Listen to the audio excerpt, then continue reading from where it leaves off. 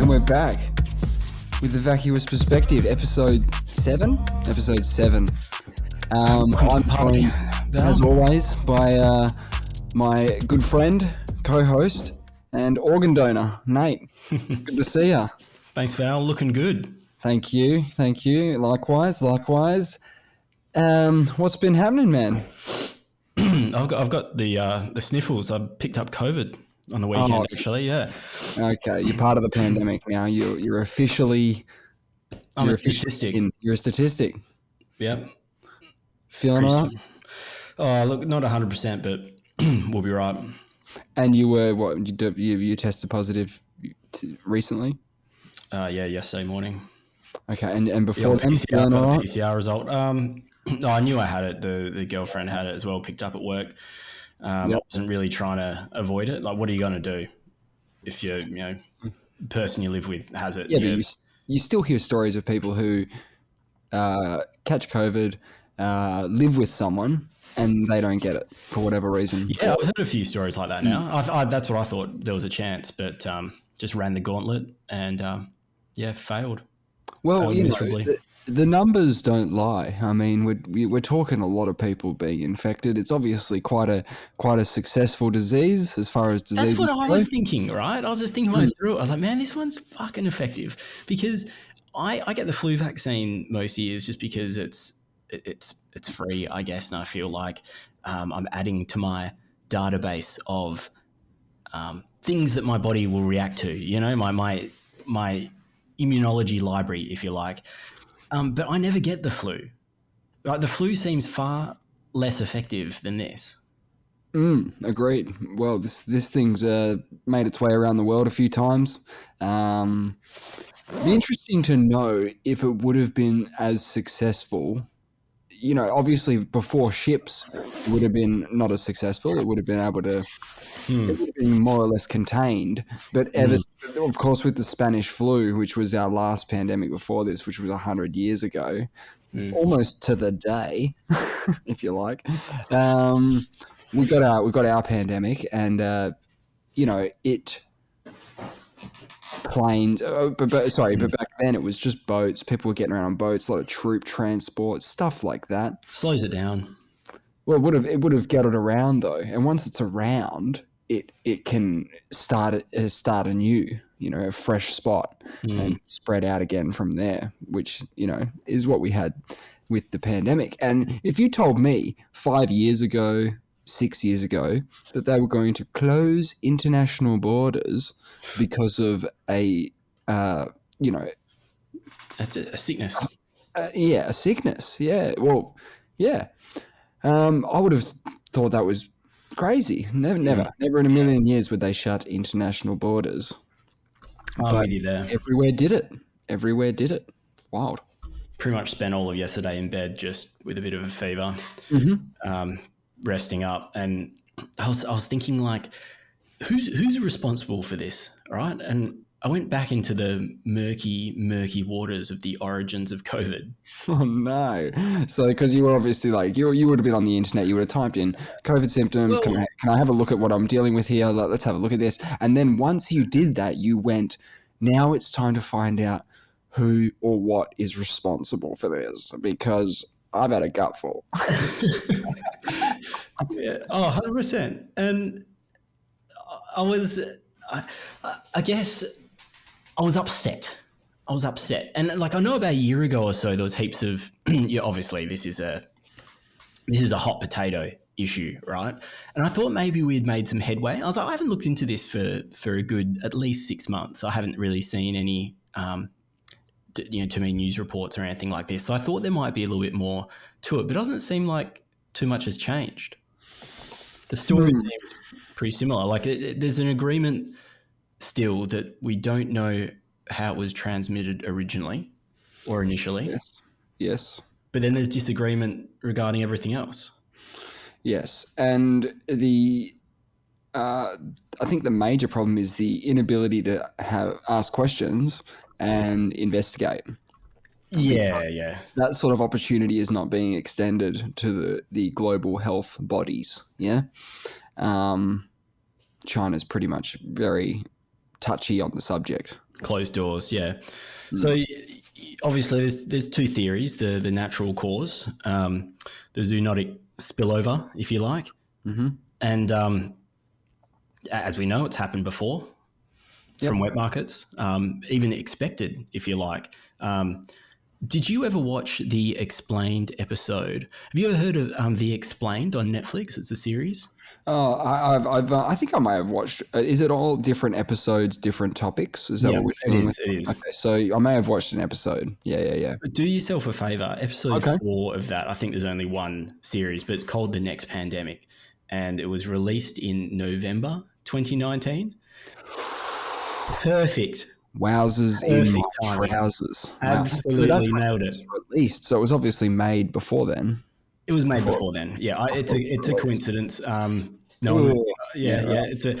But I mean, also you got Bill Gates's TED Talk a few years ago, but the way both of these things that I've seen. Well, I only watched The Next Pandemic after I heard that there was an episode about what the next pandemic would look like, and so I was like, Mm-hmm. I've got to watch this, and it pretty much nails it. They both expect in both Bill Gates TED Talk and the next pandemic theorize that it's likely for a zoonotic spillover event to happen in the wet markets in China. So they already know that this is the most likely culprit going in. Right, right.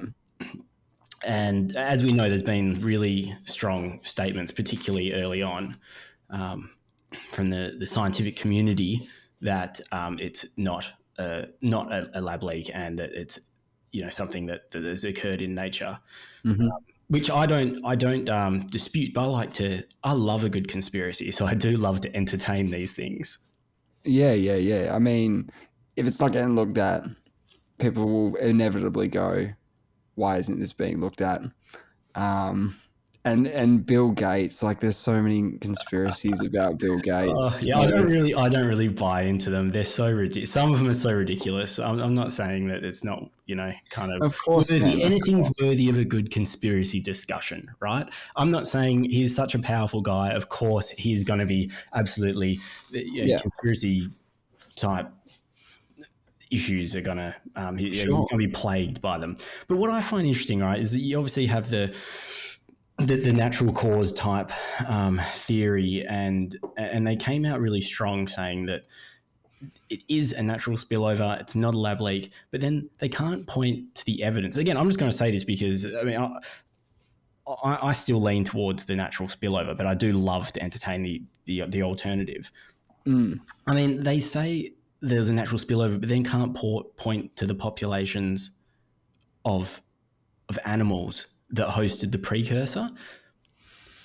Hmm. Whereas other viruses, they do identify them, but I think it may take a long time. So it may not be. It may be.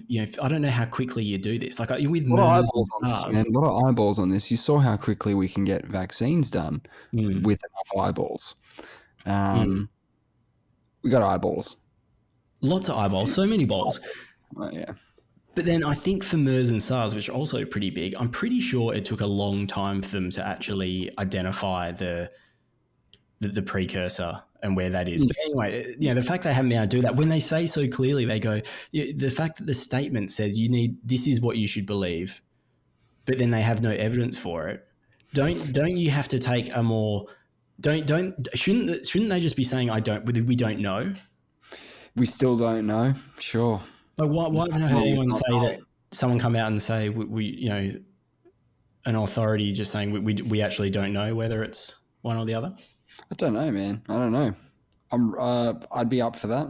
Because it's a huge difference between the natural cause where no one's culpable. Woke up yesterday morning, I'm like, who's responsible? Yeah, exactly. And it's a huge difference. It's not just like trifling. No, you're right. And if it's they're scared of the implications, right? That if they were found responsible, that the world would come after them for, I guess, money, right? Yeah. So, talk a Bad big press, dory, super bad press. What is unfortunate is that the breakout was on the doorstep of the Wuhan Institute of Virology. Like that's a mental coincidence, but I think it is just a coincidence. Yeah, Jon Stewart said something like, he went on some show. It must have been after he retired. He went on a show and it was just like the virus was in the same place as the Wuhan Virus Institute or whatever. You know, he did that on a show, and it was people were kind of like, yeah, because that was when I think people started to talk about the lab leak theory a bit more, like openly. We should be able to talk about it. That's when it was happening, though. Jon Stewart went on this show. I have to find the clip, but it's weird. It's just very unfortunate. I think that it's going to happen where they do gain of function research on novel COVID, on bat COVID. I don't know, man, but if you wanted to point at like Lex Luthor style billionaires that we've got out there, I don't know. I really don't know who these shady billionaires are. The Lex Luthors. I don't know who they are. It's easy to point at Bill Gates because he had that predict tech talk, TED talk thing. And he built Microsoft. It's funny that he gets blamed when he's the one that's just smart enough and understands things enough to say this is what's going to happen. And when it does, he gets blamed for it. He's like, guys, I was the one telling you to take precautions. At the same time, right? He's a billionaire, genius, all that stuff. But I don't think he's a virologist or whatever. You know what I mean? So, or a pandemic specialist or something. So to do a TED talk on a potential, which was inevitable future pandemic, which is another one will be inevitable, I guess. I think some people were just like, why are you even talking about this? You're a computer guy. Like, you build computers. Why are you involved? Like, what's going on here? Kind of thing. That was what kind of fueled that a little bit, I reckon. He clearly has a passion for it, though. Absolutely. Who hasn't got a passion for like saving millions and millions of lives? And then he can get advised by his goons. Like he has virologists. Yeah. And so as you know, a lot of money. He probably does a lot of good with it, right? Probably has a lot of funding of research for diseases and all that sort of stuff. So yeah, he's involved like that. So I guess it'll So the Chinese government obviously strongly reject the lab leak hypothesis. Oh, really? But then they put up these wild alternative theories. Like, remember, did you hear that they're saying it came in on frozen fish?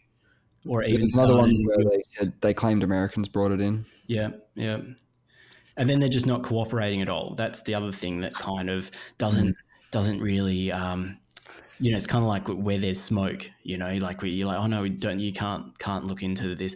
But I also understand that they just might not want to answer to anyone. I think they have a culture of, why would you just open the doors to your labs and your other scientific research and say, oh yeah, come on in, like we have nothing to hide. It's almost like, no, we have nothing to hide, so we don't have to open up. Yeah, well, there's not a lot of trust going on both sides, right? No. So, let's say, you said you liked going down the occasional rabbit hole, right? Mm-hmm. Let's say that they're right and America did bring it in, let's say, right? And they're innocent, right? And it's actually like they're being stitched up for this set up. Again. They've been stitched up. And they're going, no, like, it was this, and the media in America and stuff, all the mainstream stuff will just be like, look at this, look what they're saying now. Gosh, they have no idea, kind of thing. Yeah. And it's like that sort of distrust is not good not at all for the world. So you start to think about who sort of benefits from this sort of mess, right? That's where my brain goes anyway. I start to think about, well, who's doing all right? There's a few people doing all right. Bezos. I can understand in some respects why the scientific community came out. And when I say scientific community, I mean there was only a small subsection of them came out early and strong, saying that it was a natural event. Just because you're worried about blowback, right, on science. Mm-hmm. But I can also understand why people are willing to entertain a conspiracy, because there's so much uncertainty. and there's not a lot of answers. Yeah. And the lab leak thing isn't your traditional conspiracy, because your traditional conspiracies generally are concerned with your own government, not another government who are lying about something. Usually it's, if you're into that kind of stuff, you like really don't trust your own government, and you more or less don't know about any other governments. You're only really aware of, Your own, the yeah. one. It's too hard to Yeah, pay the one. attention to all the governments. You know what I mean? Yeah, yeah. So yeah. But we need transparency, right? If In an ideal world. Yeah. yeah, if there's going to be labs that are working on things like this, right? Let's say let's just say it's a natural occurrence, right? Yeah. Can't it also be seen as a near miss? Because the alternative is also plausible, because you have a lab that doesn't operate with good safety procedures, allegedly. I think it's more that like, hey, it was this, meaning it was the bat thing.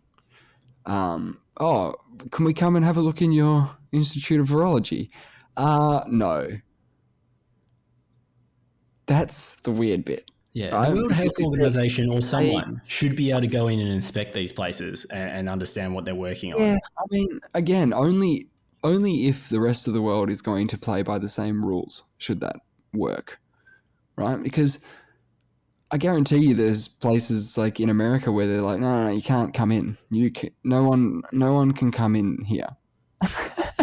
I agree. Absolutely, everyone should be playing by the same rules. But if you're going to be doing something like perhaps gain of function research, so I don't even know if this is reasonable, necessary, or even acceptable to do this. Like, I'm not qualified to I don't have the understanding to say whether it's necessary. Yeah, I But they don't know. do it. I don't really know what they're doing. Right? Is it they create viruses, like really good ones, to then go, oh, this is how we can beat that virus now. Well, So allegedly, yeah, to understand what the next thing is going to be. But if they're going to do it, if you treat this as because the lab leak hypothesis is plausible, right? You have a lab that deals with gain of coronavirus. function research with coronavirus. It could get out and it could cause a pandemic. So don't they have to then be accountable to having proper procedures and oversight if you're going to be doing something that is as dangerous as this?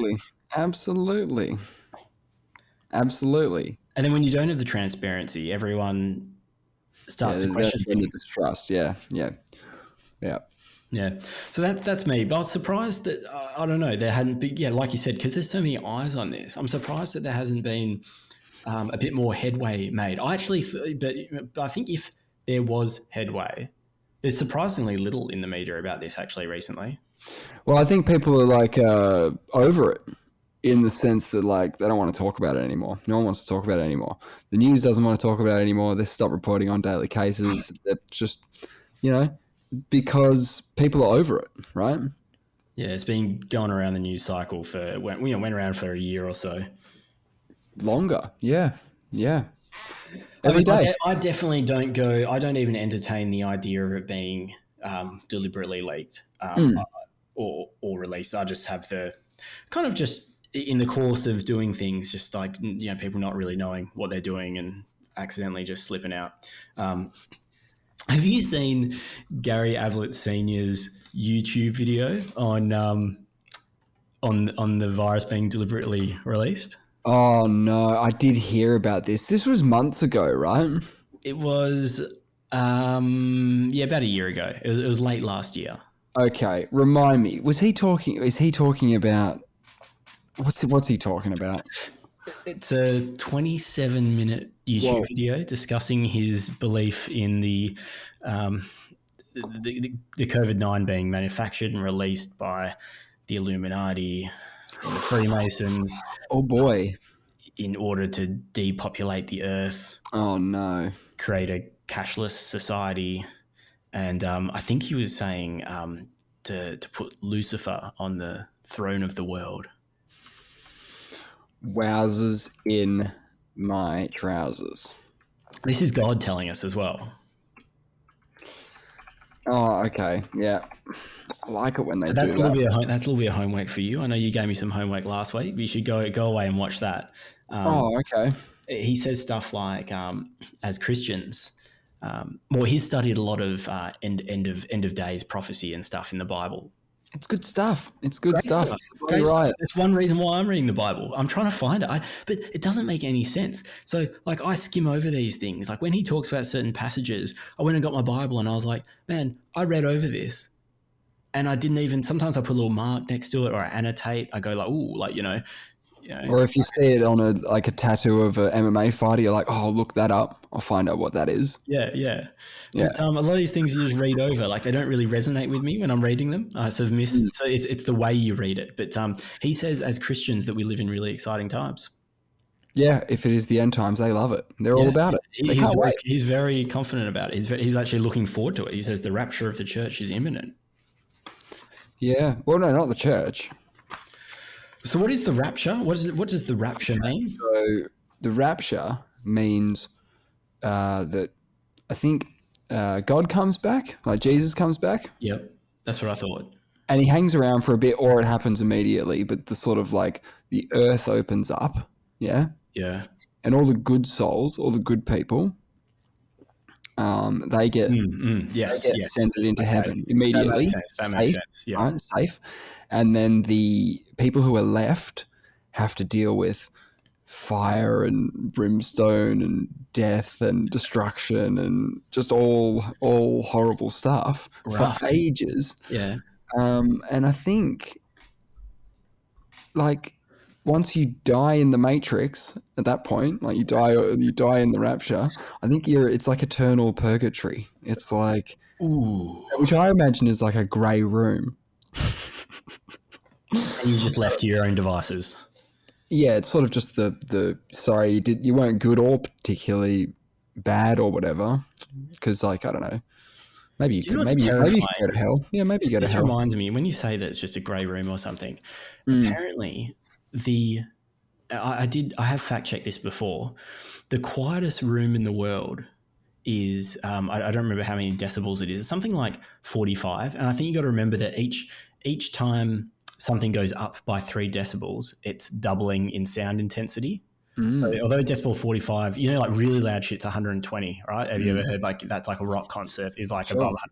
So you got to realize that each time you're halving the intensity of the sound. So each time you go down 3 decibels. So 45, I think that's what it was. But so don't that needs fact checking, but the next part doesn't. So the quietest room in the world, no one spent longer than 45. No one has been able to spend more than 45 minutes in it.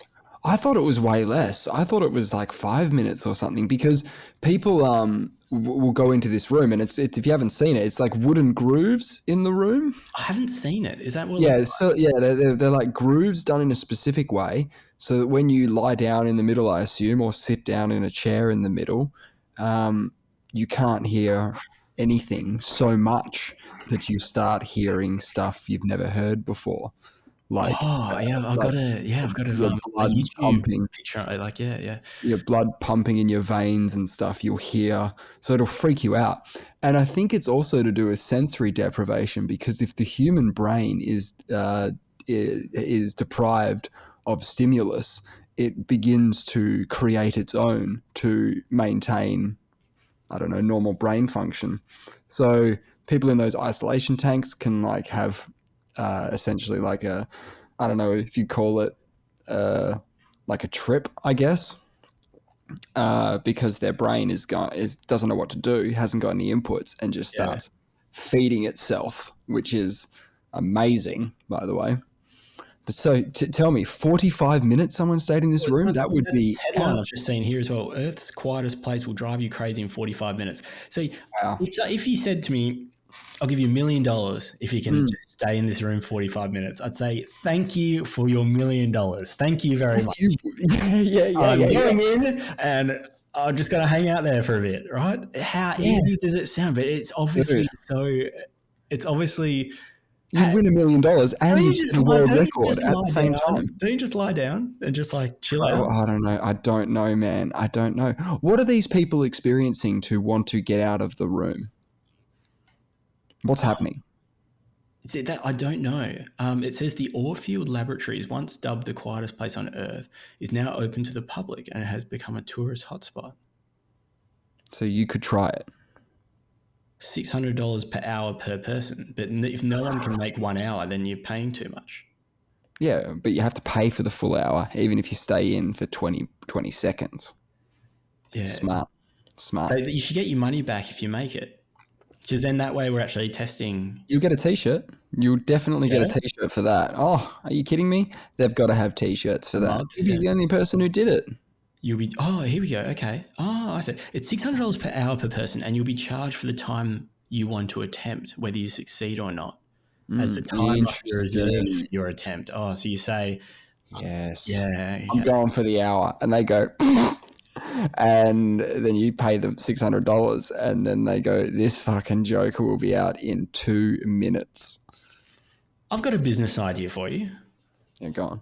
Let's open up one of these in Perth. They're charging $600 per hour. I think it'd be a great idea just obviously incredibly hard to do. But once you've done it once, don't you just copy the plans or something? Maybe you need some very particular wood, and it looks pretty fancy. You're right. I'm looking at a picture of it now. It looks really cool. So it is what I was thinking, like a wooden room with like grooves. It's kind of like little little pyramids almost. Well, in or like giant chisels. In ancient Egypt, they had those resonance chambers. You ever seen those? Yeah. So you meant to like stand in the middle of this room and make a sound, and the sound will feed itself in the room and amplify it and all sorts of cool stuff. Resonate, yeah. There was a couple of good ones. There was that room, which is on an episode of what's his show? Uncharted X. He's a YouTuber I watch on ancient Egypt stuff. Really good. Okay. He does this really good bit in a resonance chamber with this local guide that he always hangs out with. Really cool dudes.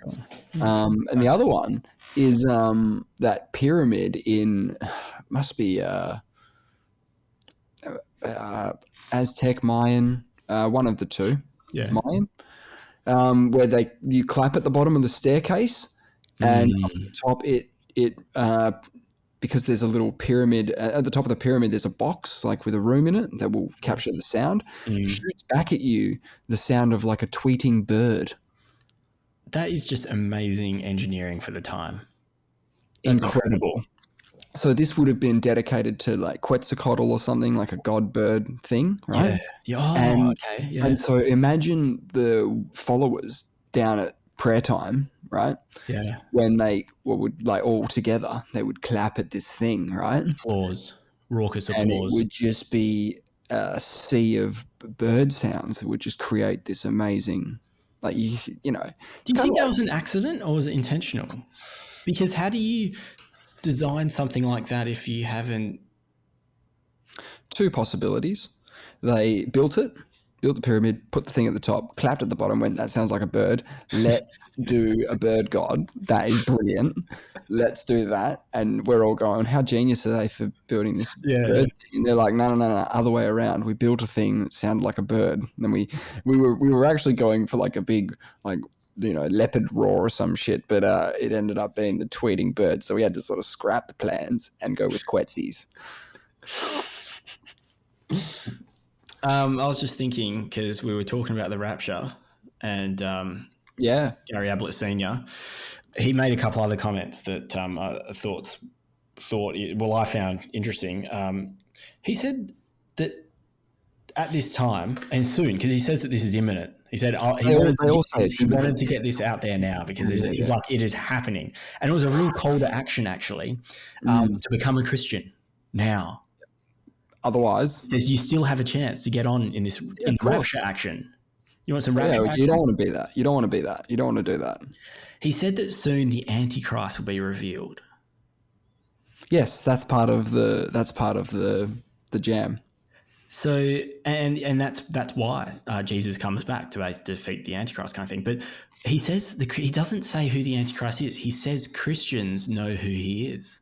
Do you Wow. know who he is? Do you know who? Can we ask some Oh Christians? Can we get man, some Christians to write in? What's the email? do you Vacuous guys know? Do you mail. guys know who it is? So yeah, email us. Let us know. I was really upset that because he can't comment on his video. There's no comments enabled, and No, I was like, man, like who's the Antichrist? I'll Like drop. let us know. Don't dangle this juicy story and then don't give me the critical bit of information. It's very interesting. I've never heard the "we all know, everybody knows." Never heard that He sort of thing dismissed it. He before. said he wasn't going to say. He says, but if you're Christian, you'll know. You know, what he's probably done, because I've fallen victim to this as well, is he's looked up one conspiracy theory, yeah, and then he's looked up another one, and those two kind of linked a little bit in his head. Mm-hmm. And he went, "Oh, I like this one and this one together. This is great." And then when COVID happened, I reckon he went, "Oh, this is Fits in. this is perfect. This fits in beautifully with how I've been my current view of the world." This is what happens. By the way, I'm giving you a bit of an in look there. But inside the conspiratorially minded. Totally. You must have heard of this in your travels around the internet. It's the Georgia Guidestones. Haven't come across them. This basically there was a man, 1979. He wanted to create essentially like what is, you'd call it like an art installation in the middle of nowhere, I believe. And it's just, well, maybe not in the middle of nowhere, but it's just on a spot. It's 3 or 4, it's 4 big pillory things. Holding up a central, like holding up a big flat top, and it's got a sort of Stonehenge-y in appearance, but sort of on a minor scale. And it's got all these words on it, and it's like translated. It's in English. It's in another thing. It's in a few languages, and it's all this stuff, rules to follow for the world, right? A message consisting of 10 guidelines or principles is engraved on the Georgia Guidestones in 8 different languages. 1 language on each face of the 4 upright stones, moving clockwise around the structure from due north. So it's English, Spanish, Swahili, Hindi, Hebrew, Arabic, traditional Chinese, and Russian. Okay? Okay. And here's the 10 things. I'm trying to just, I don't know if they're all good, but I'm just going to... when did you say it was built? What's that? 1979. 79, okay. Yeah. Oh, so the monument was unveiled in 1980. Okay. Sorry, did you say it was where's Georgia, America, right? Yes. So one of the first one is maintain humanity under 500 million in perpetual balance with nature. That's number 1. Do you know Gary Ablett Sr. said they're trying to reduce the population to 500 mil? Must be a popular number. That's exactly where I was going with that, because I guarantee you he's looked into this one and it fit with his new one. You know what I mean? So he actually did say 500 million. He did, yeah. So he's fully on board with this then. Could be a coincidence, but yeah. Says, the next one, guide reproduction wisely, improving fitness and diversity. Number 3, unite humanity with a living new language. See what I mean about it all just would have just fed into his other ones, like so naturally. Rule passion, faith, tradition, and all things with tempered reason. It's like the new 10 commandments. That's what it wants to be. But it's super weird already. You know what I mean? How many are there? There's 10. I don't even know if they're all good, but like, I don't think we need to go through the whole list. Do they sort of reflect Christian values and yeah? Because I assume he was a redneck, right, Georgia? It's a lot of, but it's a lot of human stuff, like protect people and nations with fair laws and just courts. That's a pretty good rule. I think we can all pretty much get on board with that one. You know what I mean? It's kind of like when you read the commandments, you're like, yeah, thou shalt not kill. That's a really good one. Definitely keep that. But all the other stuff, the first 3 can probably go. About like, keep the Lord, stay holy, and all that sort of stuff. Like that doesn't affect anybody too negatively. Like, just Let bygones be Wait, bygones. was that a commandment? Keep the Sabbath Yep. holy or whatever? Yep. Yeah, okay. Yep. All right, That's up interesting. there. That's a big one that we break. Like Yeah. my parents, you get drummed into you. We go to a Catholic school and they go on Mm-hmm. about 10 commandments. No one ever gives me shit about doing stuff on the Sabbath. Yeah. No Well, one's ever said that you shouldn't do that. They just go like, "Oh, we no, don't no, but really, we like, don't really listen to that one." it doesn't mean don't do stuff, man. It What's it just mean? means What's the actual wording of it? What's it say? it's pretty much don't work Don't on work. Sunday, Okay, all right, I don't work. but also go and see the Lord at his church. Wait, I thought it was Saturday. I thought the Sabbath is Saturday. No, Sunday in Catholic, Oh, maybe I'm thinking of and Jewish Christian stuff. stuff. But like, I believe it's Sunday Sabbath day, seventh day versus first day. According to Exodus, the Sabbath is a day of rest on the seventh day. because God rested on the seventh day. Of course, of course. Of course, it all makes sense now. Mm-hmm. Yeah. Okay. So This thing, what day is Sabbath, Saturday or Sunday? The Sabbath is still Saturday, not Sunday. It has never wow, been changed. But the Sabbath is part of the Old Testament law, and Christians are free to ... I didn't fucking click on it, but okay. So I think that I'm guessing. I thought it was the day you went to church, which Yeah, would have been yeah. Sunday, I guess. Yeah, okay. I reckon Jews have. I think technically it's Saturday, but we just kind Oh, of I'd say adopt it's it. 100% Saturday. Yeah. The other laws on this Georgia Guidestones, they're all fine, man. Like, for the most part, except for the in the first two, they're talking about like having less people by a lot, and guiding reproduction wisely, improving fitness and diversity. Look, look, I understand what you're saying, but you can't guide reproduction. It's one of the rules. Avoid petty laws and useless officials. I'm skipping down the list now. It's long. Fine. TLDR. Balance personal rights with social duties. I think that's all fine. Prize truth, beauty, love, seeking harmony with the infinite. That is a good one. I like that That is a one. good one. Seeking And harmony with and the this one I think we can all get Very on board zen. with as well, which Yeah. is number 10. This is be not a cancer on the earth. Ooh. Leave room for nature. And then it says again, leave room for nature. That's a bit cryptic. It says it twice. It kind of ties in with the depopulate thing. I mean, we are nature, but you want to leave room for other nature. More nature. More nature. I thought it was meant to be Variety. perpetual balance. Yeah, so I'm all for people introducing things like that. Like, we don't have to stay with the old traditions that have been set. Do your pillars, your guidestones or whatever. But also the fact he's got 12 languages on there, doesn't that sort of contradict his one language kind of policy? yeah, I mean they need a new living language, a living new language. Oh, Maybe the new language will be like computers. So it says a living language. That's interesting language.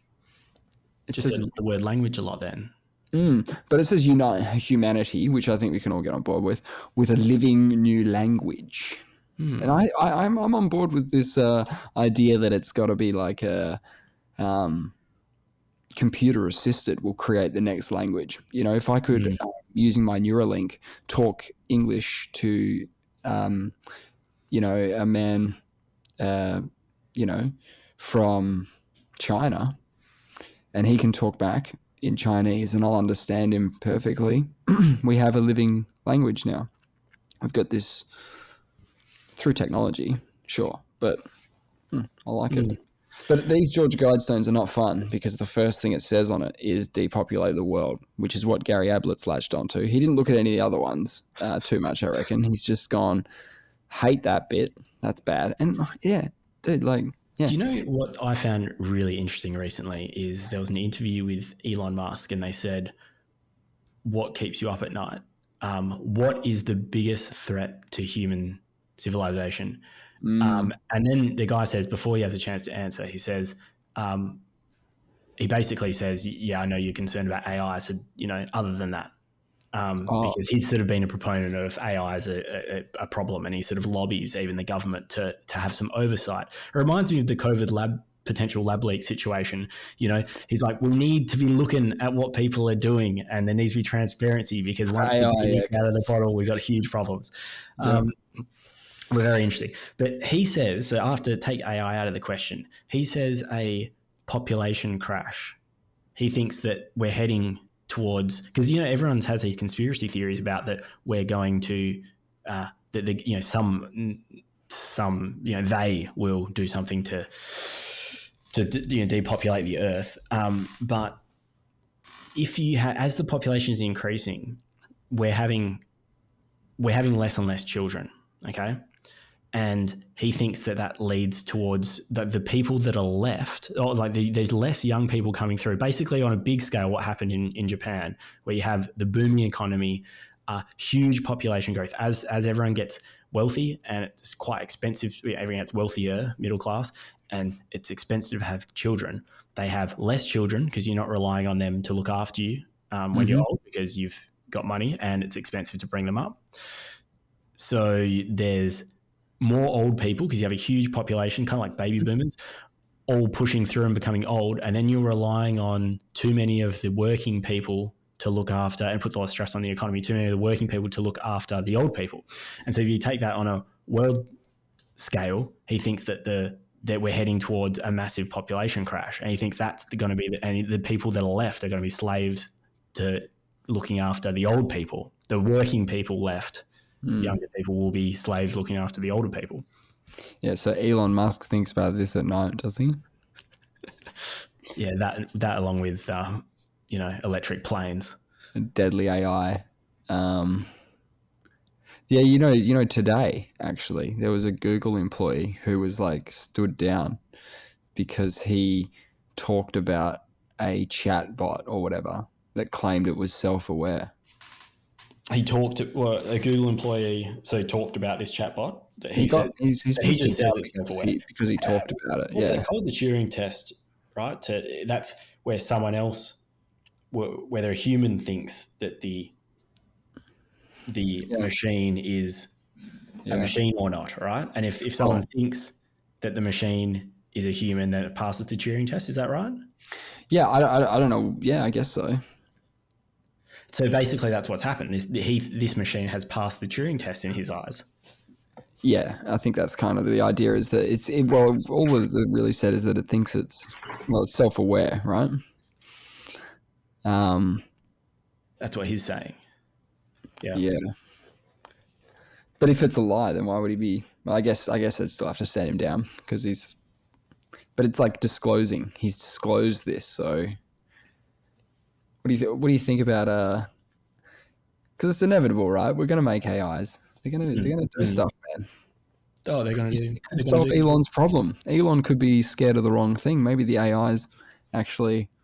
I've always wondered what effect it's going to have on the markets, because they're going to be able to glean all because public companies are required to disclose information that's market that's price sensitive or materially relevant.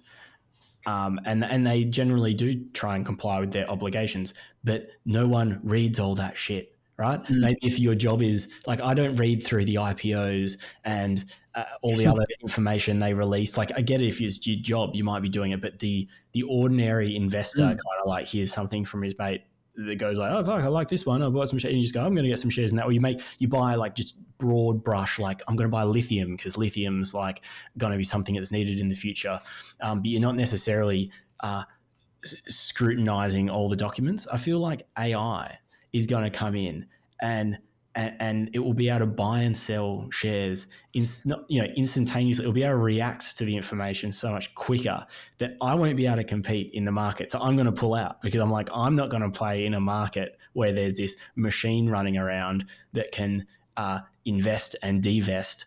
You're worried about AI's effect on the stock market. Yeah.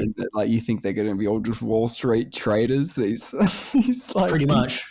robots just walking down the streets in suits. I'll buy it, sell it. Yeah. No. What about like? if they're not allowed to be on the stock market, right? Because How do surely you know who's acting they'll have behind the device? Like if they'll I'm have buying heaps something of share, gigs. There'll be heaps of gigs. There'll be heaps of gigs. they'll do what I tell them to do. All right. Yeah, well, they will. Look, I'm Surely. okay with it if it's handling my finances. Yeah. All right. Yeah. If I've got the share bot. Yeah. Hey, so back to Gary Ablett, right? So we're done with the rapture, but when I was kind of interested in what he's been up to, do you recall a long time ago? It was in 2000. Do you remember any any? He got charged with anything? Do you remember any controversy that he was involved with, implicated with? No, I can't remember anything in particular. There was a 19-year-old girl that died of a drug overdose in his hotel room. Right. And I do remember it when I was reading the article, but I was like, I wouldn't have been able to tell you that beforehand. So she found some white powder in his jacket pocket, and it was heroin. And for whatever reason, he told her it was cocaine, and they ingested it, and she overdosed. And in the end, he wasn't charged with manslaughter. He just got a $1,500 fine. I was like, I'm not saying whether that's right or wrong, but that's heavy, man. That's intense. Yeah. Don't Yeah, do it. well. It's, Yeah, no, it's a good lesson. and then just to bring it all around, because I was feeling I had a lot of time yesterday. I was feeling a bit, down about that. So I watched 1989 grand final. Oh yeah. Dubbed the best game of all time. I watched a documentary, to be honest, and it's one that I've watched before, but I remember being really excited about it. So I just Those thought AFL YouTube docos that cover the decades are amazing. They're cover the decades. Yeah, so it'll be like the 70s, then the 80s, then the 90s.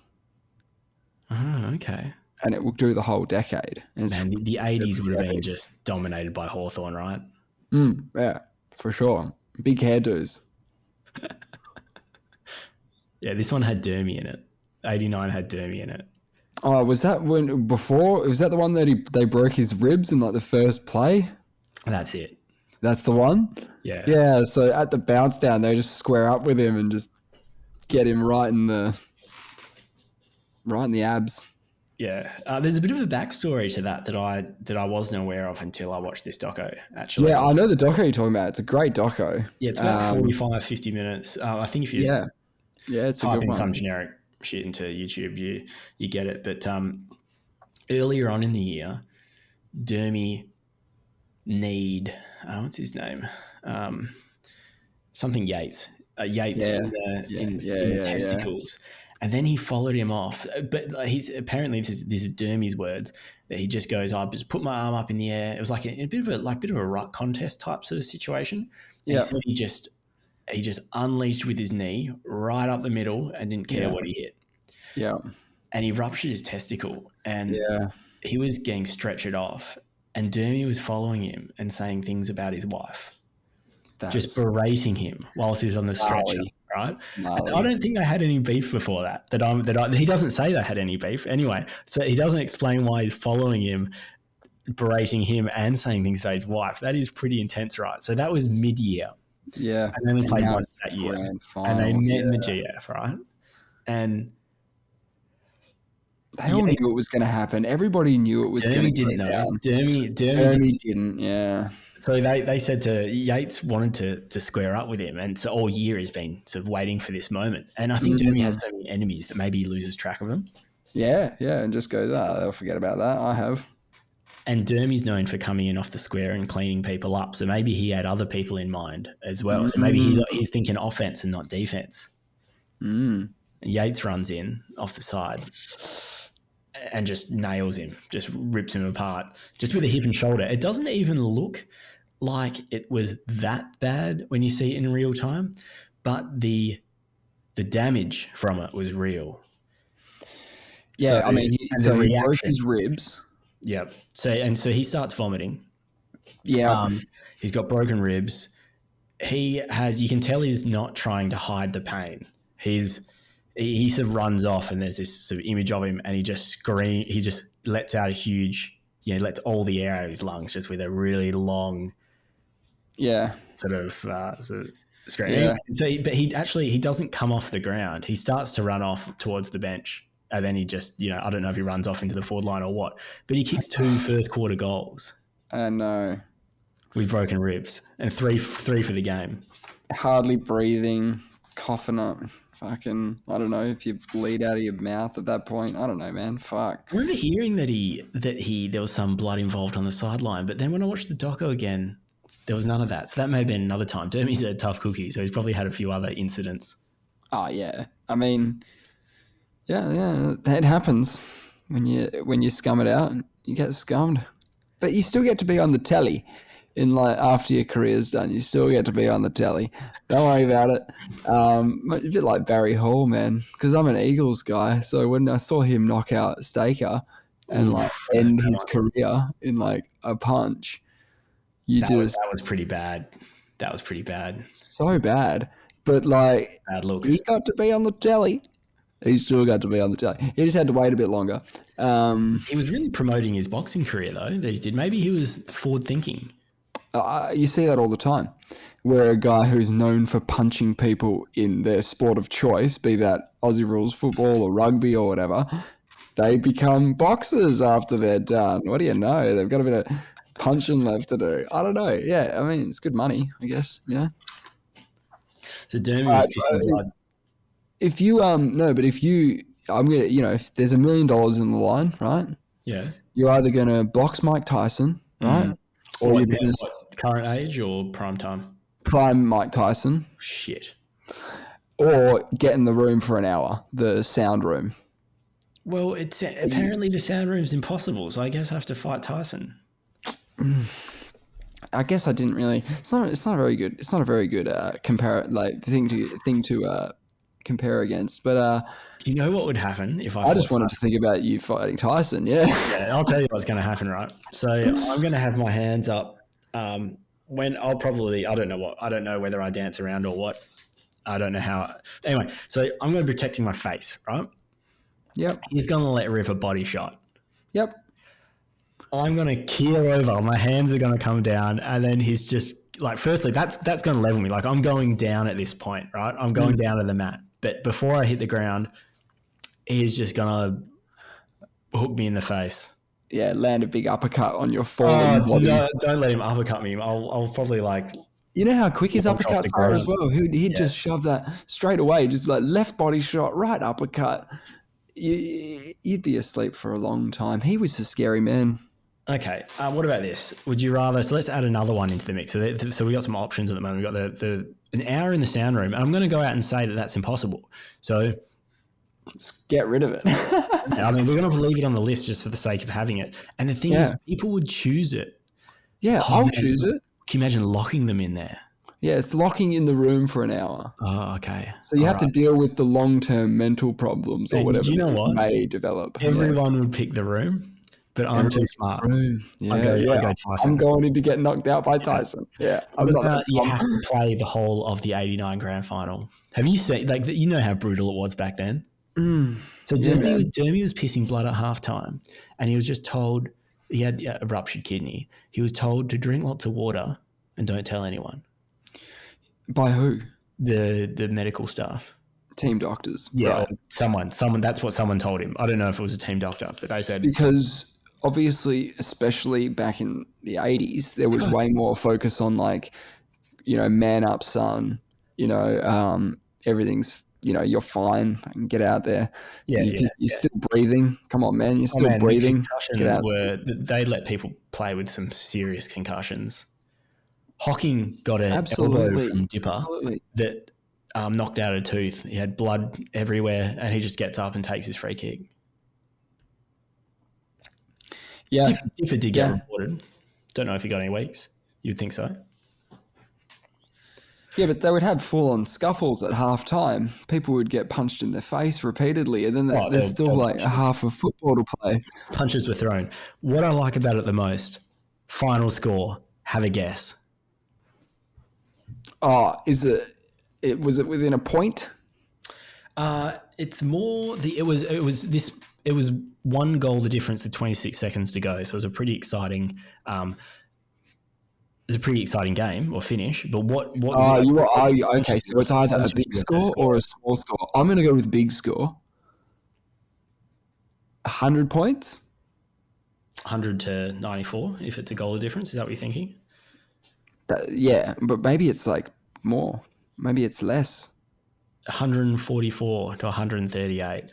Ah, it's a lot. Yeah, they kicked a lot of goals back then. Yeah, I think they kept their structure. They kept their forwards and their backs. They don't flood back. Yeah, it was a different game. I think we all know it's a different game now. And Ablett won the Norm Smith in a losing side with 9 goals. I remember he just took it and walked off. Yeah.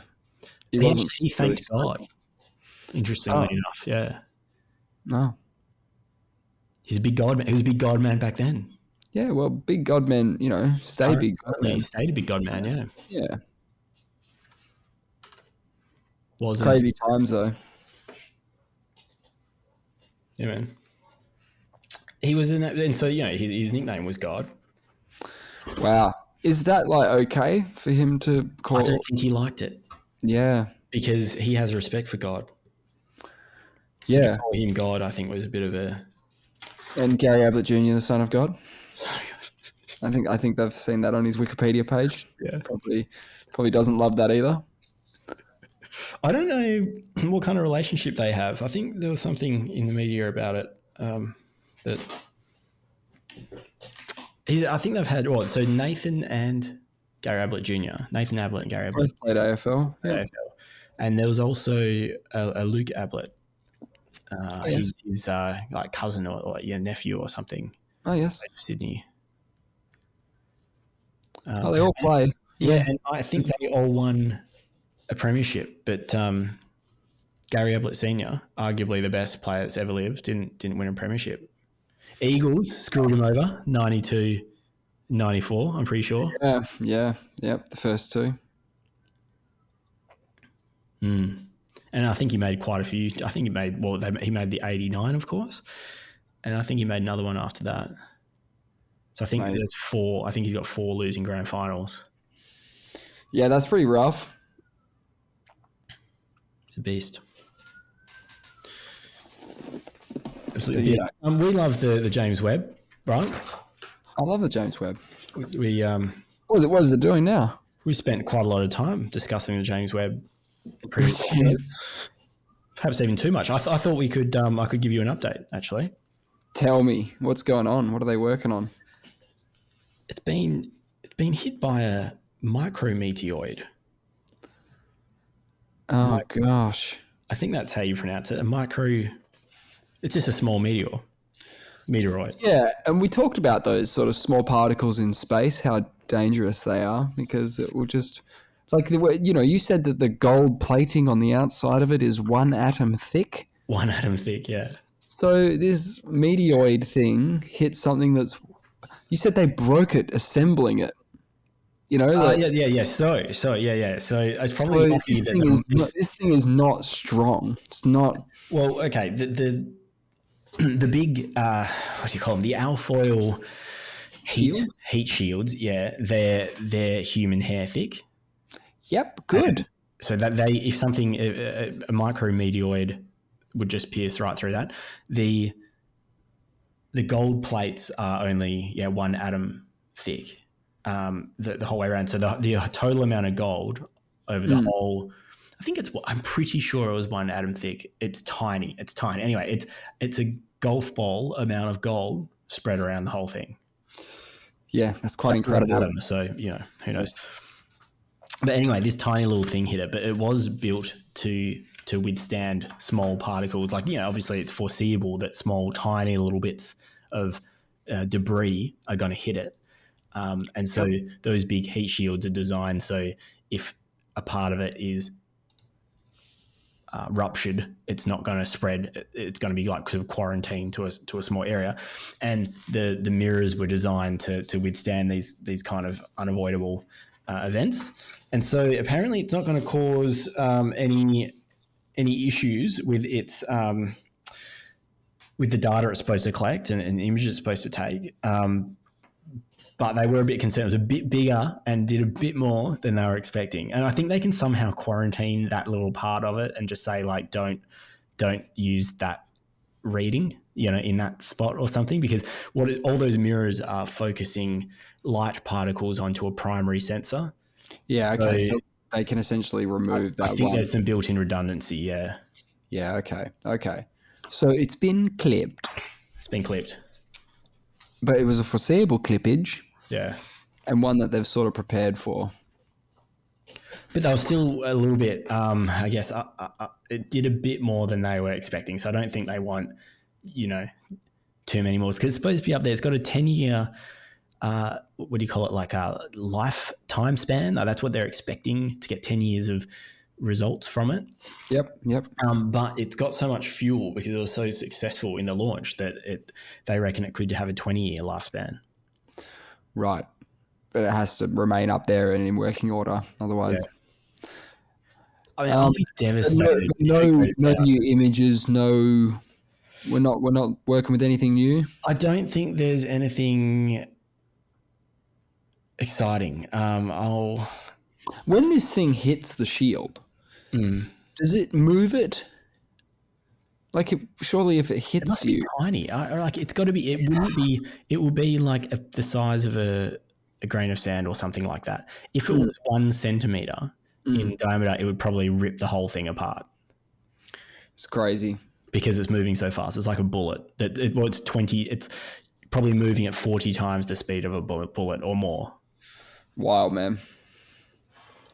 And also, meteorite is really hard, dense material generally. So lead is actually really soft. So a bullet is actually designed to manipulate and mold when it hits things because it does more damage. Whereas a meteorite is going to be this, if it was 1 centimeter of basically iron, that thing will just,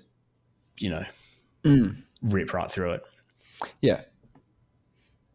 No, but we did talk last week about the koi, didn't we? Yes. And I told you that I was going to go away and come back with some of the names. Oh, yeah. What do you got for me? How many did you name? So I rang up my father. We spoke on the telephone, and I said, I need as many of the names as you can give me. He wouldn't forget his children. I got about 7 names. There were far more names, though. There were far more names. Well, think about this, right? There was the OG 7, right? They were the first ones that went in. Yeah. These are not them. These are their offspring. Oh, so what? The OG 7 died, and then you just lost interest. Obviously, their names. Some of these will be OG 7s. Oh, okay. But the only one I could remember last week was Stevie J. Yep. Turns out, wasn't Stevie J. He wasn't an OG. Stevie J wasn't in the pond. There was no koi named Stevie J. Stevie J. Yeah, so I said to Dad, I said, okay, so I've got Stevie J, and he's like, Stevie J wasn't there. It's like the first one I said, and he was like, that's not in there. What I was getting confused with is Stephen Michael was his name. Stephen Michael? Yes. Who's Stephen Michael? He's a waffle player, played for South Fremantle. And his koi pattern would have looked like a South Fremantle jersey. So Dad's given him Stephen Michael. What's a South Fremantle jersey? Okay, yeah, sorry, keep going. Red and white. Oh, of course. Yeah, that's right. Yeah. Sorry. George Clooney. He was an older koi, had a bit of a grey. He had a distinguished grey sort of thing going. So that was Clooney. Nicole Kidman was she looked like a big goldfish, like she was very gold. There was Batfish. Batfish and Phantom was another two. Batfish had a Batman logo on him. Was Phantom purple? No, that would have been really cool. He was very dark. But he was elusive. Yes, he was, and yeah, that is true. That's kind of part of his thing. He was a bit shy, wouldn't come out as often. And he fought crime. And Harry the Herring, but so Harry the Herring. yeah, he must have just looked like a herring. It was probably the one that Dad continually caught on the line. Oh no! Before he threw it back. Give him their time with the Lord experience, complete with suffocation. Fishing is not about fishing. It's about spinning a yarn. Oh, that's not very good, is it? You know it is. It's not about the fish. But so we're not even fishing. Like, think of it from the point of view of the fish. Right? They are being removed from their environment and suffocated. Not even for fishing. No, it's fucking For a yarn. Just to facilitate a yarn. Oh man, it's literally a car crash for them. Yeah. Yeah, it's interesting. We'll talk. You mentioned the Phantom, and you said he wasn't a purple fish. And I'm sure there are some purple fish, and there might be some purple animals in nature, but can you think of any purple animals? Purple animals. I don't really see much purple in nature, but where I'm going with this is, have you noticed that there's no purple on flags? Why is there no purple on flags? I'm glad you asked, Val. Well, is it because that it's not in... I guess if it's not really... That is, what do you associate the colour purple with? Oh. What do I associate the colour purple with? Yeah, Nothing. do you associate with anything? Okay. Yeah, sometimes it is associated with royalty. Okay. And so back in the day, I don't know, 200 years ago, when everyone was coming up with flags, right? Yes. Well, we probably finished coming up with flags around 200 years ago. But the only way you could get the colour purple was from a type of snail in the Mediterranean, this snail blood of this particular snail. And it was really rare. And otherwise, they had no way of making purple. People had no way of making purple, and that's why it's not on any flags. It's too expensive. And so royalty had purple because they're made of money, right? They do what they want. They want this snail blood, this rare snail blood. Interesting. And so, yeah, they didn't have any flags with it because they can't afford to make purple dye. It was actually 3 times more expensive than gold, this purple sort of dye that they extracted from this animal. Yeah, amazing. How weird's that, right? And so there is purple in 1 or 2 more recent flags, a tiny bit of purple, but they've come around since we figured out how to make purple. So some guy at some point, I think it was around 200 years ago, figured out an artificial way to make purple, and he became Elon Musk. Nah, he just killed the snail industry. Overnight, everyone can make their own purple at home. You don't need... It's like families been investing all their wealth into this one snail that they're going to fatten up and then take the purple from. And it's basically 3 times the weight of gold. And I guess why why modern flags wouldn't have purple is because if it's a symbol of the royalty, then that's not what most countries are going for these days. Yeah. It's more of a Republican kind of jam. Right, it is. I'm just trying to check.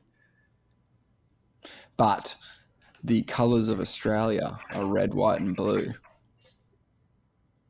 For now. If you put red and blue together, you get purple. That's what I thought, right? Isn't that right? When they said that you can't make purple. Yeah. And there's no purple in flags. I thought that it's just a mixture of a couple primary colours. So you just make purple. That's what I It thought. That's apparently not the absolutely is. case. I don't know where this whole weird the purple snail thing comes from, because I would have just thought you get some blue dye, get some red dye, chuck it together. Yeah, purple dye. That's what I thought. What Could they have been did is rich. the dye lobbyists were very keen on not having dyes being able to be post mixed,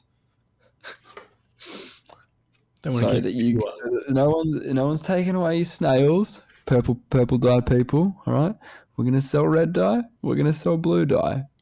Keep All we right. have to prop up the snail industry. Too many people depend on it. Oh, they had a free run, those guys. They did. I want one. And we were talking about 3D printing in space. Yeah. Saw an article recently saying Airbus are sending up a 3D printer to the space station next year, and it has the ability to print metal. Wow. Whereas there is there's I think a couple of 3D printers up there at the moment, but they can't use metal as the input and make things out of it, whereas this one can. Wow. What does that do? Well, you kind of need metal to make space infrastructure, right? Mm-hmm.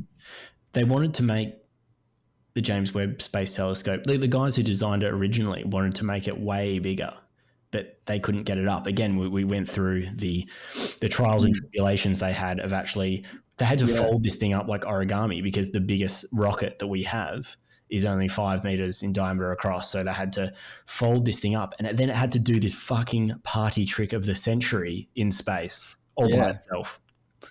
Amazing. So if you were going to 3D print things up in space already, you can make it as big as you want. Yeah. Is you just keep materials up, and then you make it in space, and you can have the biggest space telescope or you know, rocket, Whatever you want. You build let's it. say they go pick a spot, 100,000 kilometers above Earth, and they go, cool. The little robots go, all right, it's time to start building the big net web thing around the whole world. And they'll just start and end up completing it. It might take the Dyson a long time. Yeah, the Dyson sphere. But that's for the sun. We need to do that at the sun, not here on Earth, right? No, that'd be a bit awkward. We'd ruin our great view that we've got. Yeah, you'll be able to see it, man. It'd be like mesh. 100,000 kilometers away, mesh. Man, I love what Joe Rogan says about if there was only one place in the world where you could see the night sky, people would flock there from all over the world and be like, wow. Yeah, man, how amazing. But because it's everywhere and you just grow up with it, you think fuck all of it. And obviously living in cities with all the light pollution, you don't really see its true effect. True. I think that's by design. What do you mean? I think it's the design of cities. The design of cities, intentionally obscuring the light. Correct. The night sky. But I mean, we just need lights to do things, right? It's you do need lights to do things. It's a side effect. Yeah. No. If we valued the night sky, we would have measures in, like, if our priority was to see the stars and not road safety, we wouldn't have street lamps. Correct. Our priority is, to see what's going on the ground. No, it's just when I imagine a city, I imagine buildings, tall buildings. I'm not talking about seeing a city from a distance. I'm talking about like being in the city. There's all these things to obscure you from looking at the night sky. You can't see it, right? It's not on your eye level because it's just buildings and stuff, right? It's not above you because it's too much light. You can barely see anything. I'm sort of imagining a big city, a New York or something like that. And it's a bit like, how people get into those cities, usually in the big cities, where it's just like, it's just eyes forward and just go. You know what I mean? Everybody's very busy moving around the joint. No one's taking in this majesty of life at this point. You know what I mean? Mm-hmm. But I always like to say that the stars are always there, even in the daytime. That's interesting to think about. Mm. I So haven't if you thought look about up at a cloud or just beyond that to the blue sky, there's stars there. You just light pollution, block the sun out already. Can we imagine that what that would do for our galaxy view, man? Be able to see heaps more if this pesky sun would just fuck off forever. So why is it when you're in space, you can't see the other stars very well, right? You think you'd have a great view of all the other stars, right? Because it's dark where you are, right? That's what the Apollo guys said, right? When they landed on the moon, you were expecting to see lots of stars, Yeah. but they didn't really I see remember, I any. remember there's a reason for that. I just don't know what it is. Yeah, I guess it's the got to same. it's got to be to do with the lunar surface or something. It could be Downslide or something. something to do with when we're on Earth at nighttime, the sun is obscured by this huge amount of mass, this planet. So it's quite dark. Maybe when you're in space, you don't have a big planet blocking the sun on one side of you. You're always going to be getting the same amount of sun hitting your spacecraft because there's nothing to block it. Yep. Perhaps if you were on the dark side of the well, when I say the dark side of the moon, that is a reference to the side of the moon that is pointing away from the Earth. It's always the same side of the moon because incredible, by the way. That's wild, right? Incredible that it rotates at the exact speed required so that we only see one side of it. Insane. Wild. But apparently, common, yeah. It does say here that in space or on the moon, there's no atmosphere to spread the light around. No atmosphere spread the light around. So apparently the sky will appear very dark. Okay. But it's not as bright. It's as bright. It's just you can't. Yeah, apparently it's to do with atmosphere. Are we going to space? Oh, you and me? Space? Yeah. And I think a better short-term goal would be get you in that room. Hey, maybe we could make a commitment. Get in the room.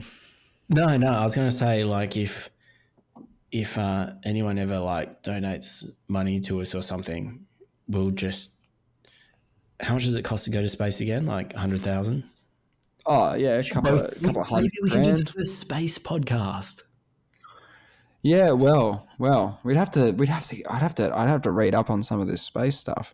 Otherwise, they're gonna be like, are these space guys? We'll just keep talking about shit that's going on in Perth. No, look, that's the thing. We don't mention the outer space thing. And then we just say, episode 8 was done in outer space. And we just tell people later, but we don't make any reference to it. Yeah, that's part of the thing. Yeah. I think it's possible that we go to space at some point. I think it's possible. I'm excited. I think it's less likely than going in the room, the no sound room. That's doable. Yeah, we have to find out where that is, where the nearest one to us is. That's actually doable. We could fly there. We can fly there and do it. You feel like you would be okay in there, right? Let's put it this way. I'm paying the full 600 up front. Yeah. So you're going for the hour. If you were there, for the record, I'm going. If they said, "What do you want? What do you want to do?" You go, "I'll book the hour." Right? For people to leave, it must be painful. It can't just be uncomfortable. But could you go in? You don't just run a marathon, do you? You train. You work on things. You do the right things beforehand. You got to make sure you're prepared physically, mentally, all that stuff for the marathon. In this case, we can read a couple of books. Get zen, right? When you get in there, because because here's how I view it. I'd get out as soon as I was uncomfortable, right? Robbing myself of what it's actually possible, like what it's What's going to actually happen? capable Yeah, of. yeah. You know, they might go, right, that's it, that's the full hour, and you're like, I'm still going. And they're like, no, no, get out, right?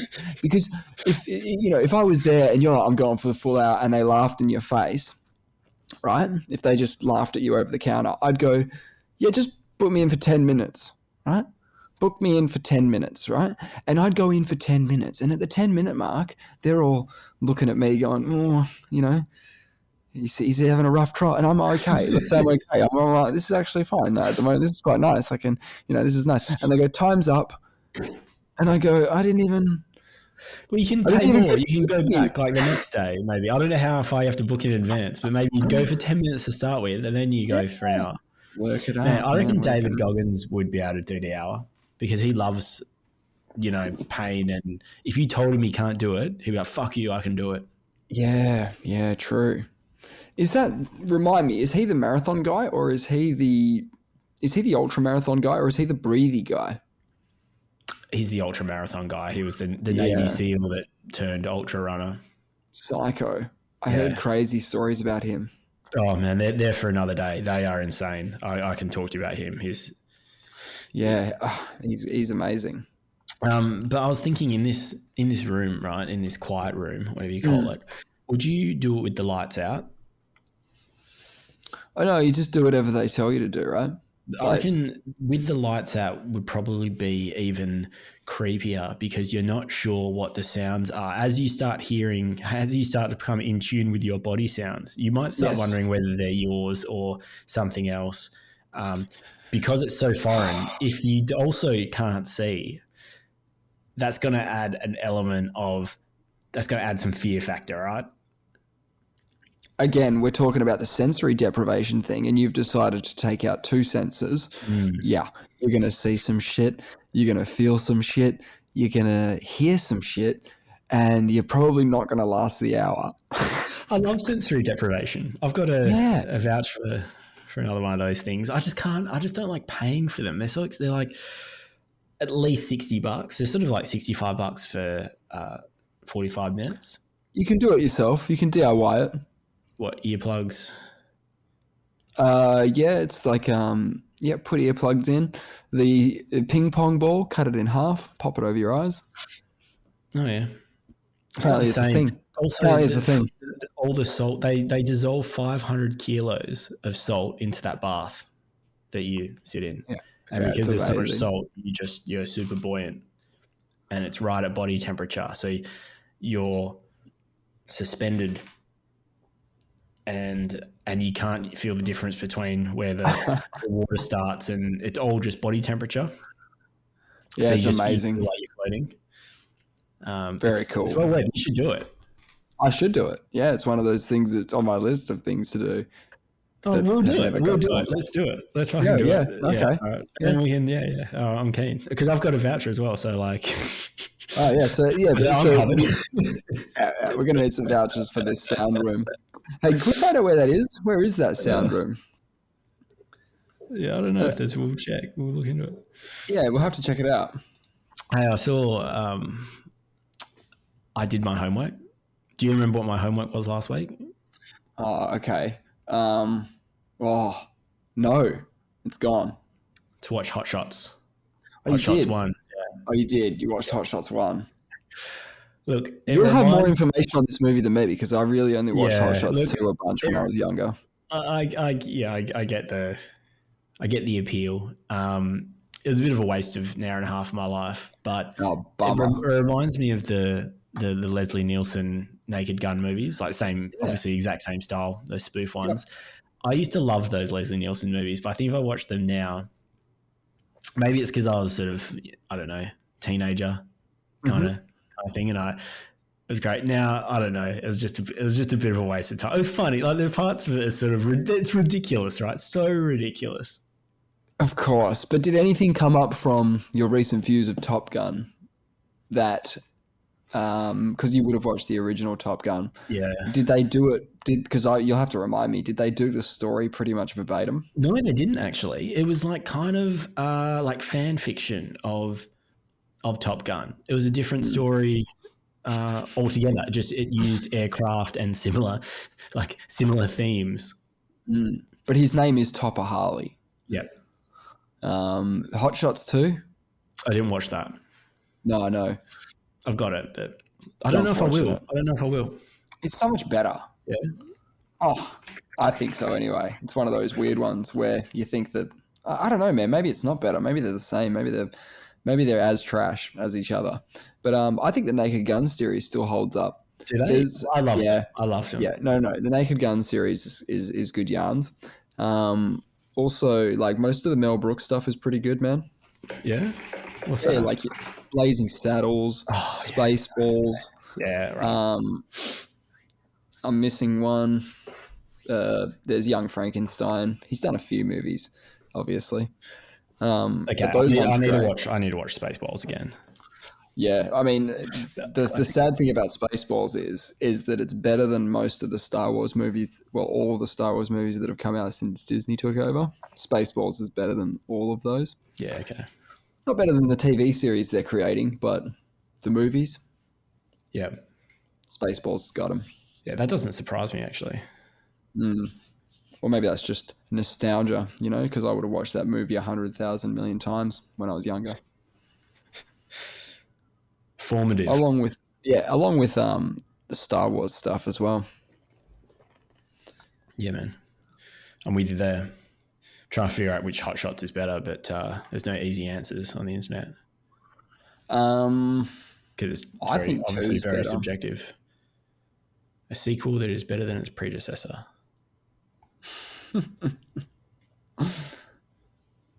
That was the time, man, for sequels and for trilogies, man. The trilogies. Can you name one of the trilogies? One of the trilogies. Yeah, in the 90s and the 80s, there was a few big trilogies. We've already said one. Star Wars, yeah, Indiana Jones. Boom. And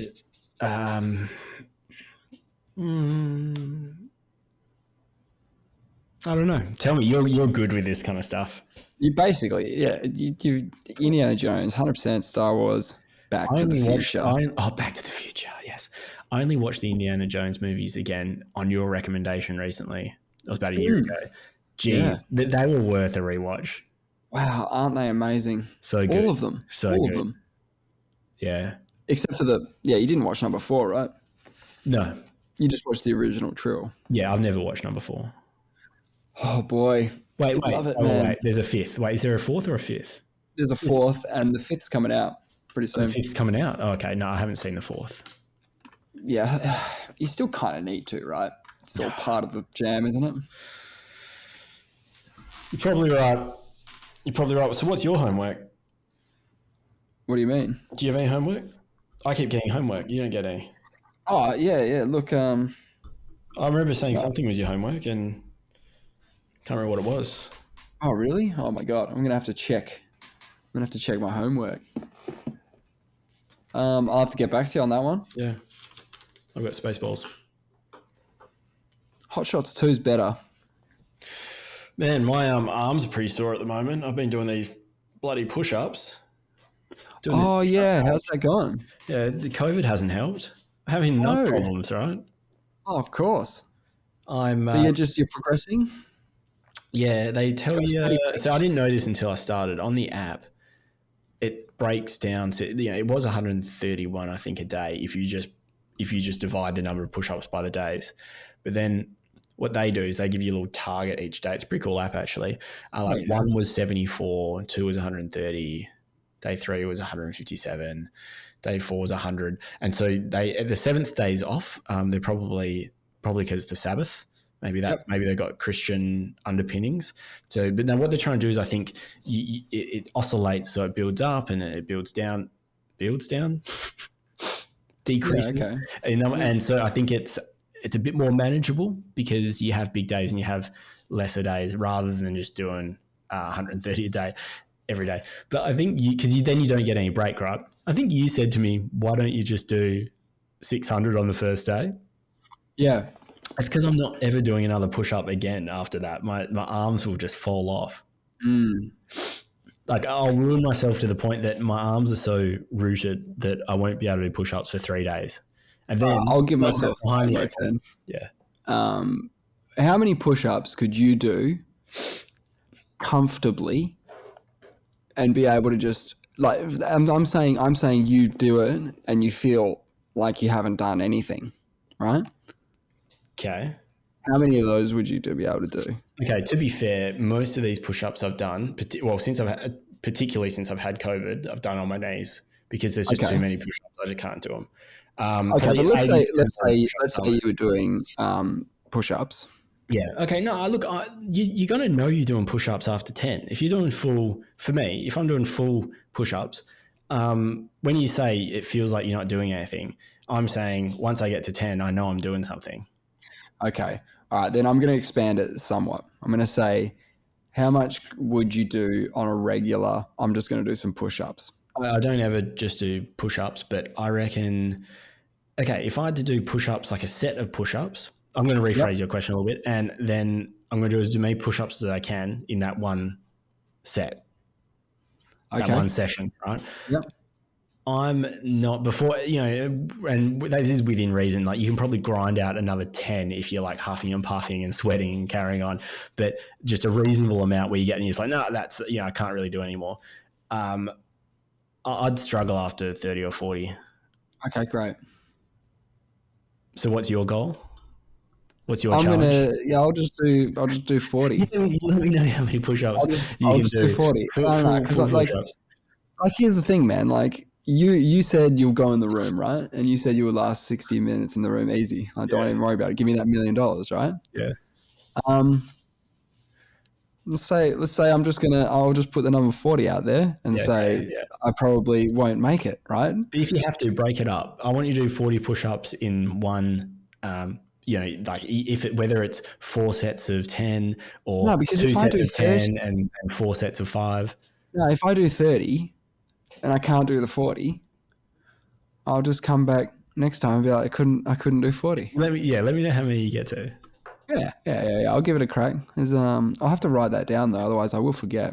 You're gonna be sore, I reckon, just from pushing it. Because your body's not used to it at all. I reckon the next day. I know. But, like you said, man. It's good for you. Yeah. All right, we'll put it this way. Do you think I can do 40 push-ups? Not in one. You don't think I can do 40 push-ups? I don't think you can do it. So would you bet $1 million that I couldn't? I cannot bet $1 million. But, because you know what I'm saying? It's the same as the room. Push-ups, I'll fly in and go to the room for an hour. You walk into the University of wherever, so the sound place, right? And you say, hello, I'm here to do the sound thing. And they're like, oh, you're the one that booked in for the hour. Fat chance of that. And you go up to them and you go, listen, if I do this, I get $1 million. Yeah? So I'm going to ask you, can I do this? Can some tips be done? Yeah? Because I need to do this, yeah? And they laugh at you. This is what I want with the push-up challenge. I want it to be like I want to be laughed at when I say how many I'm going to do. Yeah. Okay. Yeah. Is 40 laughable for me? Do you think? 40 is not a huge number of push-ups. Like, people laugh at me for doing 40, like for not being able to do more than 40 full push-ups. Like, I think someone my age should be able to do 75. 75, huh? Well, this is what someone else told me. Someone laughed at me, someone that was into fitness. I said to him, and he said, I get to about 40. He goes, man, you should be able to do 70. That's 75. Cool. We're doing 75. That's cool. We're doing 75. We're not doing 40. That's all right. When I'm over COVID, because I'm doing push-ups every day. So I'm doing 40 knee push-ups today, but that honestly, I'm not feeling 100%. So when I'm good, I'll let you know how many full push-ups I can do in one session. Like, I think I'll get 50, but that will be like, I'll check back with me next week and see if I did 75. Yeah. And if you want to email us at the Vacuous Perspective. Well, it's actually not the Vacuous, just Vacuous Perspective at mail.com. Flick us an email. Always a pleasure, Val. Yeah, good to see you, man. We'll see you next time.